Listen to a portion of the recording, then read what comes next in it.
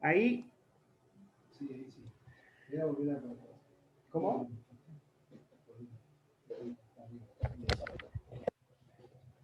Bueno, entonces como habíamos dicho que cuando el bebé tiene 5 o 6 meses, ingresa a la posición depresiva y ya se empieza a relacionar con un objeto total.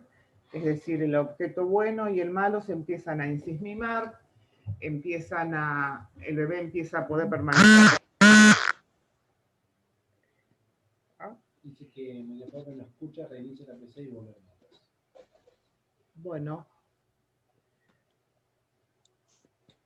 se empieza a relacionar con un objeto total.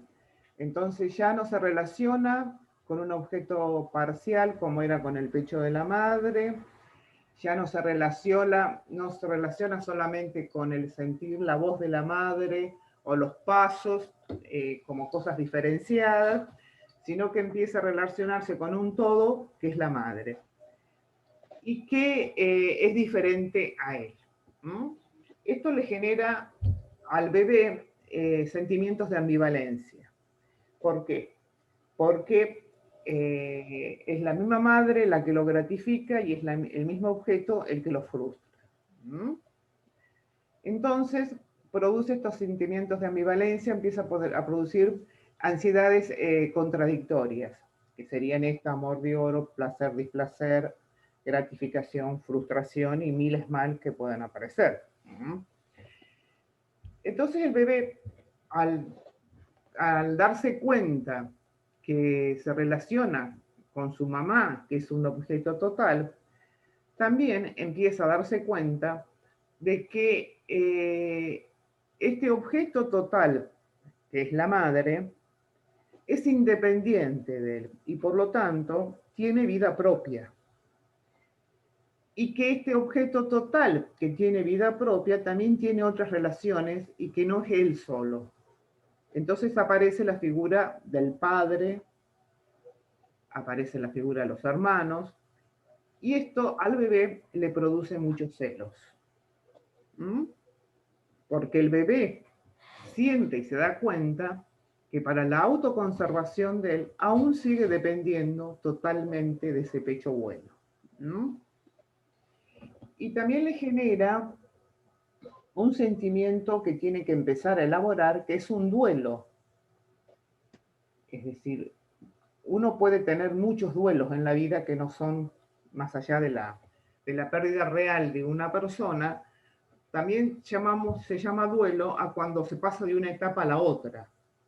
Hay que duelar algo que era tan omnipotente y tan perfecto y tan gratificante y lo había idealizado tanto en algo que es más real y que no tiene, no es la perfección, sino que así como tiene virtudes, también tiene defectos. Así como a veces está presente, a veces está ausente. Y que corresponden a la misma persona que es la mamá.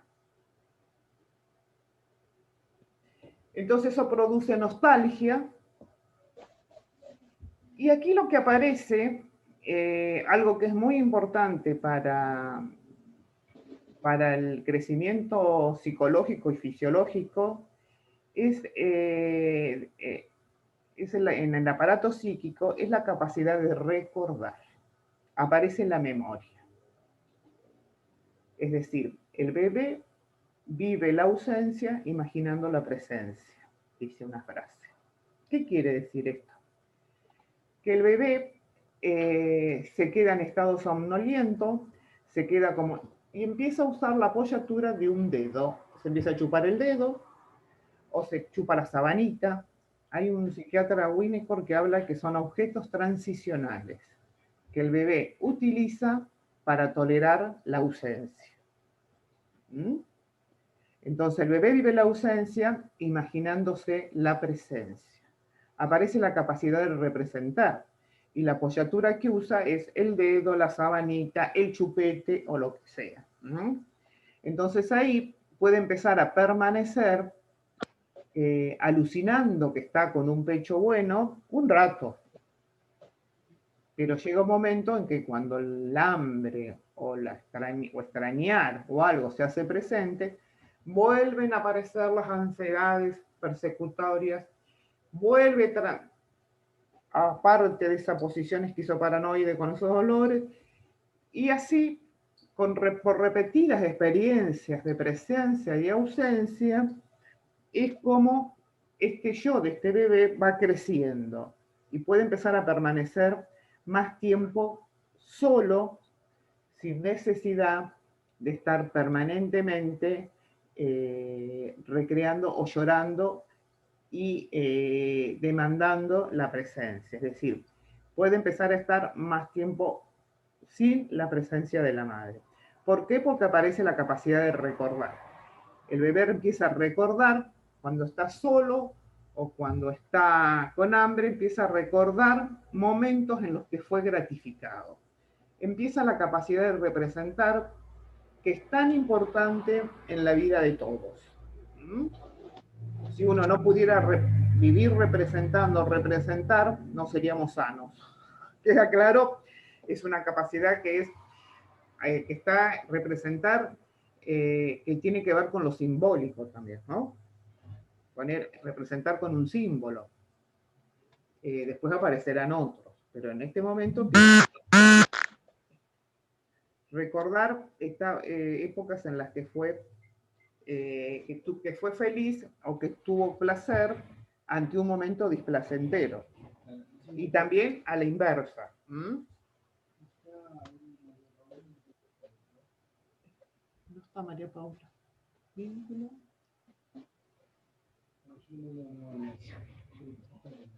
Bueno, entonces, otra cosa que se produce en la posición depresiva es que así como se produce que el bebé empieza a darse cuenta que este objeto total, que él se siente tan identificado, tiene aspectos buenos y tiene aspectos malos,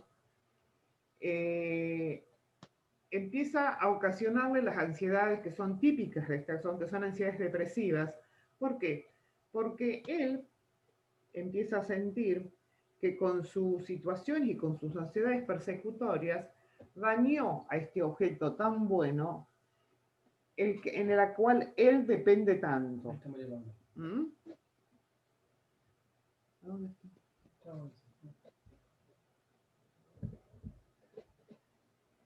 No está.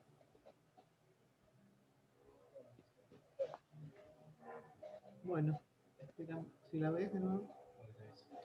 Entonces empieza a percibir que él depende muchísimo de este objeto, entonces por lo tanto que por sus ansiedades persecutorias y por todo lo vivido ha dañado este objeto bueno, entonces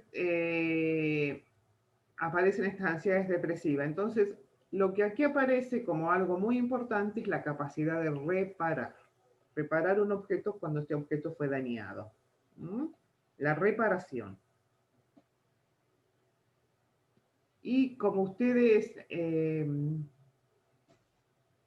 acá vamos a hablar un poco de la reparación, tiene que ver con la capacidad que va a tener el bebé para poder reparar a ese objeto bueno que él cree que lo dañó. Pero para que pueda hacer una reparación totalmente genuina y buena, lo tiene que desidealizar. Es decir, no se puede reparar un objeto si no se lo desidealiza, porque en realidad al que hay que reparar es al objeto bueno real. ¿Vamos hasta ahí? Esto de reparar sería como compensar, intenta compensar lo malo que hizo tal cual, con algo bueno. Es decir, trata de reparar porque él sigue, para la autoconservación de él sigue dándose cuenta que necesita totalmente esa madre. Y además, porque como acá aparece también la presencia del padre y los hermanos, aparecen los celos, una forma de que empieza a sentir estas ansiedades, que él piensa que causó mucho daño este objeto bueno. Aún siguen los procesos de idealización. Y acá me voy a detener un poquito como para ver, estas cosas que yo le estoy contando tienen que ver con el primer año de vida, ¿no? Con el primer año de vida del bebé. Dijimos que estas posiciones se repiten durante toda la vida. Es decir, cada uno de nosotros, los que estamos acá, atravesamos por estas dos posiciones cotidianamente. Por supuesto que no de la forma que las atraviesa el bebé cuando no tiene otros elementos ni otras herramientas para defenderse. ¿Queda claro? Pero bueno, nosotros en la vida adulta hay situaciones en las que estamos permanentemente reparando. ¿Por qué? Porque cuando uno hay algo que uno desea, como uno vive con estos aspectos contradictorios, que no todo es perfecto y que tiene cosas buenas y cosas malas, una de las formas de reparar también es la sublimación, que aquí no sé quién fue la que preguntó. Y la sublimación tiene mucho que ver con recrear o crear desde algún otro lugar este vacío que produce la no perfección. Se puede recrear con el arte, se puede recrear con la música, se puede recrear con la pintura.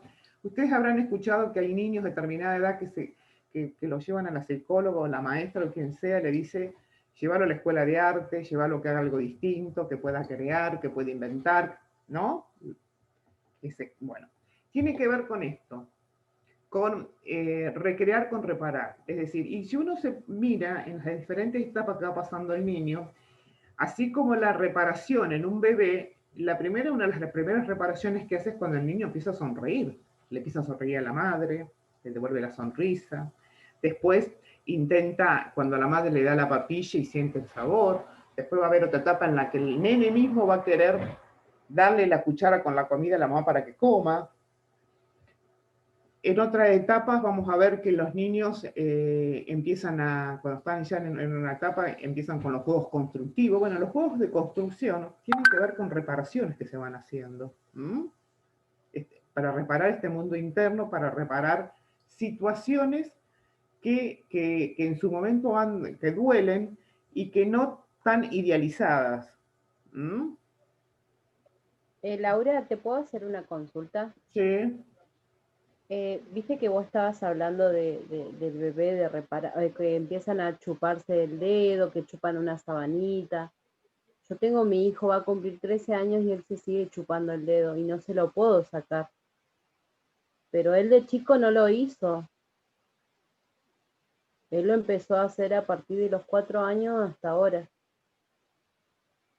¿De qué viene eso? Y habría que ver en qué circunstancias los hace. Yo no te puedo decir de qué viene. Lo que te digo es que es un objeto transicional, es algo que lo calma y lo tranquiliza ante ansiedades que siente. Pero si él puede hacer una vida normal, no es para, ¿me entendés? No es como para hacer alarma donde no hay alarma, ¿no? Sino que, bueno, hay cosas que quedan de la etapa oral. ¿Me entendés? Cuando tiene que ver todo con la boca, bueno, algo que quedó ahí dando vuelta que él lo tranquiliza. No puedo decirte más, pero bueno, son situaciones que se van dando.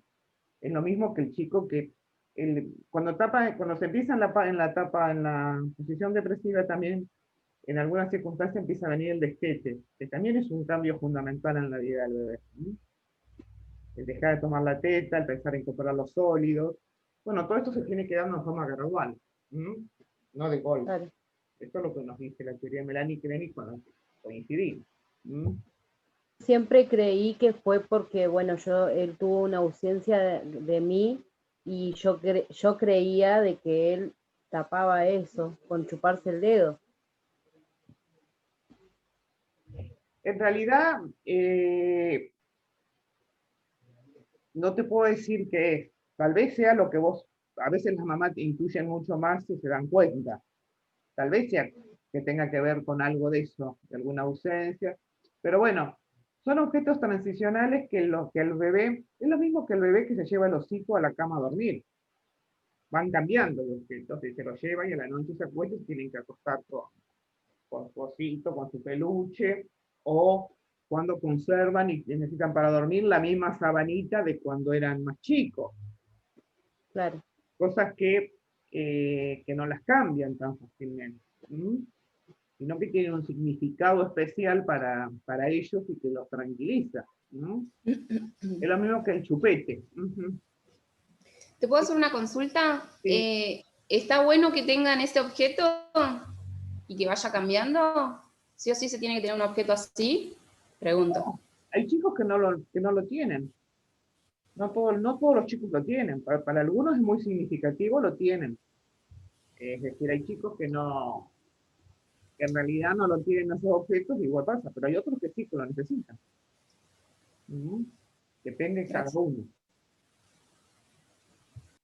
Pero eso no quiere decir que esto sea patológico, a eso me refiero.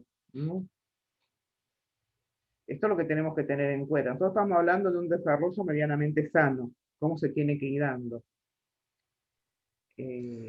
Después de esto varían un montón de cosas de cada chico y lo importante es que el bebé pueda conectarse con ese objeto bueno.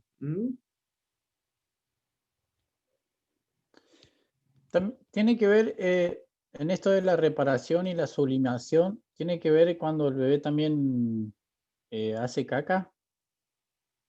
Es un regalo. Es un regalo por Es eso. una etapa anal y eso Una tiene etapa que ver anal. con impulsar y retener. Sí, es decir, cuando está la madurez fisiológica y llega la etapa en la que tiene que empezar con el control de esfínteres, también el bebé siente como un regalo que le está haciendo a la madre.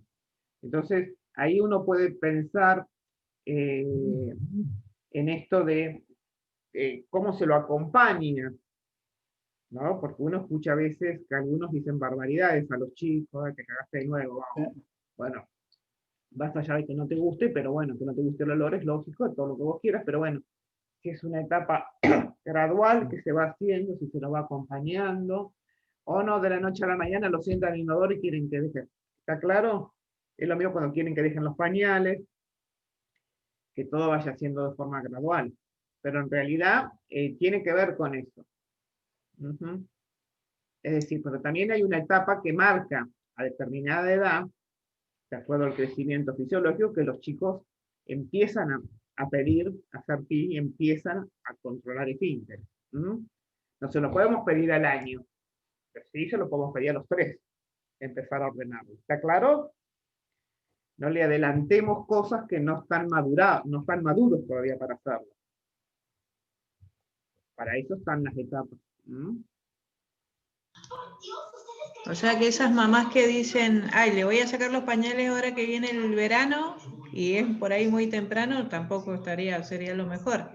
Que las mamás, muchas veces escuché que calculan por la temperatura.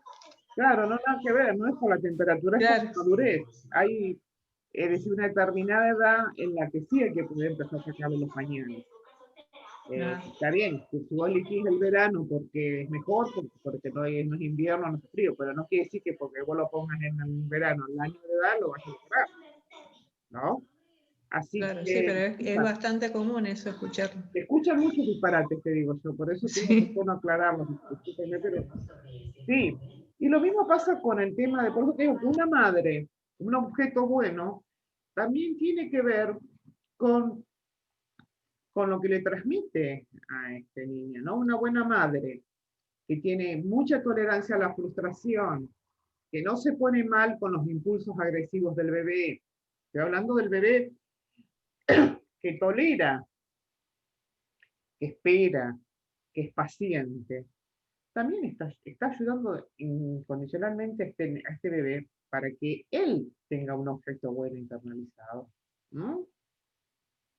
Porque en realidad, si hay una mamá que se descontrola con mucha facilidad ante determinadas situaciones que no las puede tolerar, el bebé percibe ese descontrol. Entonces, este objeto bueno va a ser bueno, pero puede llegar a acarrear algunas cosas, consecuencias, ¿no? Porque el bebé introyecta de este objeto bueno todo lo que más puede. Entonces, él después va a devolver a los demás cosas con las que se identificó. ¿Está claro? Por eso también es importante, y esto ya hablando un poco más de las relaciones sociales, cómo estos mecanismos de introyección y proyección también nos acompañan a todos durante toda la vida. Es decir, nosotros, ahora después explico esto, pero nosotros lo que nos tiene que quedar claro es que esta posición esquizoparanoide se da de esta forma primitiva en un bebé con los elementos que tiene, que son muy pocos y muy rudimentarios porque es de donde empieza la vida. Pero en la vida adulta, uno ante determinadas situaciones se pone en posición esquizoparanoide, por ejemplo, cuando uno ante algo que le pasa, una discusión, entra, divide, extiende el objeto en uno bueno o en otro malo, se enoja. Ahí toma posición esquizoparanoide. Pero después, cuando reflexionamos, pasamos a la posición depresiva. Y podemos analizar la situación, que desde otro lugar, y ahí estamos integrando lo bueno y lo malo. ¿Era claro? En diferentes situaciones de la vida, estamos siempre en una posición o en la otra. La posición esquizoparanoide es la que nos lleva a la acción. La posición depresiva es la que nos lleva a la reflexión.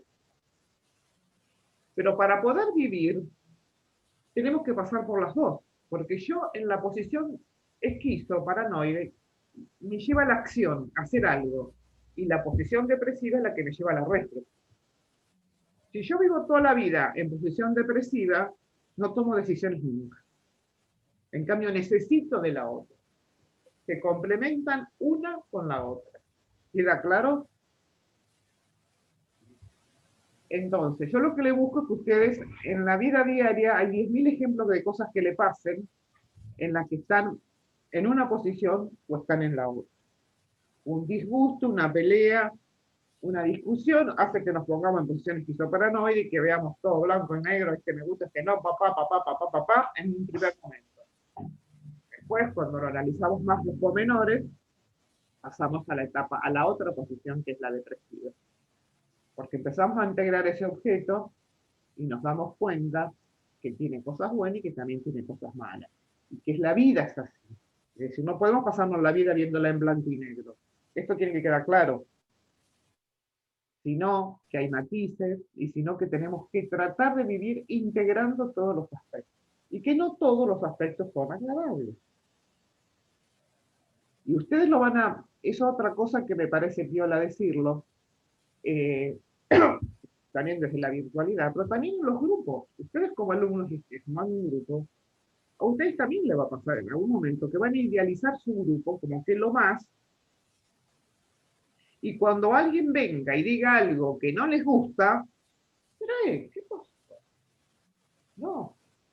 Lo que pasó tiene que ver con algo que le pasó a ella y que a mí no me puede gustar, pero yo también tengo que ver si yo no había idealizado mucho a esa persona.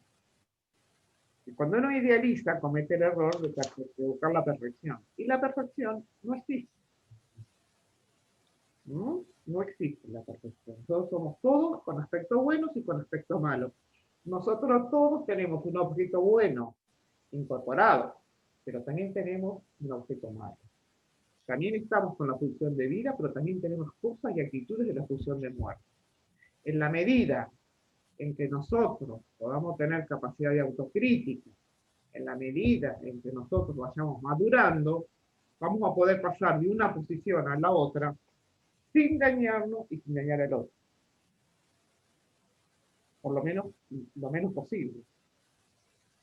Porque, es decir, cuando uno se va dando cuenta, así como cuando hablábamos del niño que se daba de esta forma, es decir, estos mecanismos de introyección y de proyección. Si yo estoy en un grupo, yo estoy en mi vida.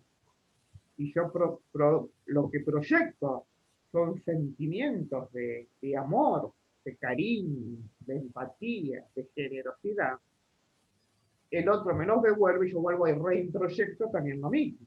Ahora, si yo proyecto sentimientos hostiles, dañinos, y trato de lastimar al otro, el otro también me va a devolver. Por eso es muy importante y muy cuidadosos hay que ser con estas cosas, ¿no?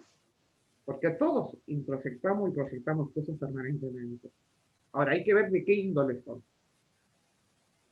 A un niño, a un bebé, no se lo, es decir, lo vive como puede. Cuando se va creciendo, se supone que uno va madurando y va entendiendo cuáles son los sentimientos. ¿Va quedando claro?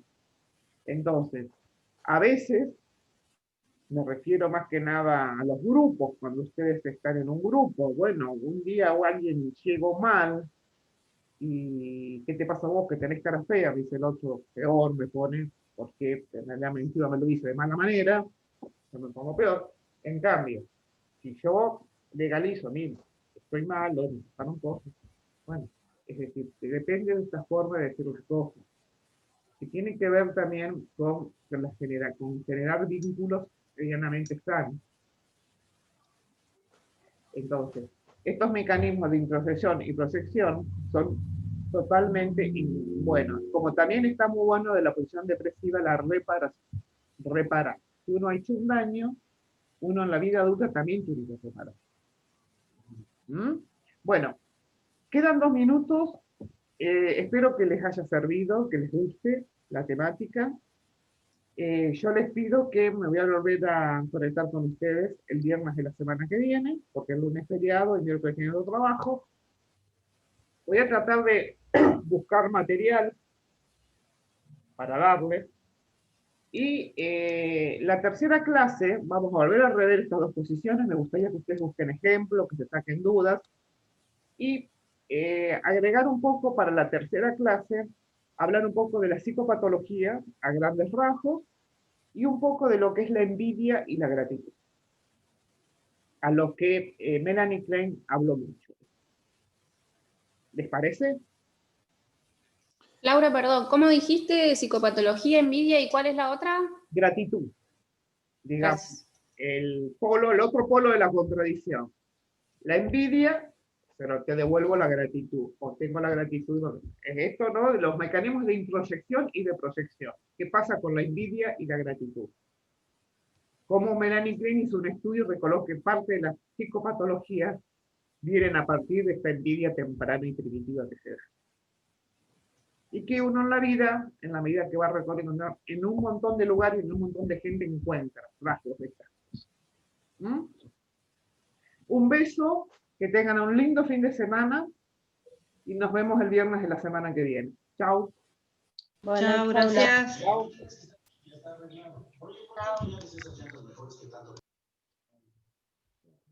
A Flavia se le apagó el celular, me dijo. Ahí le mandé el link y se iba a conectar.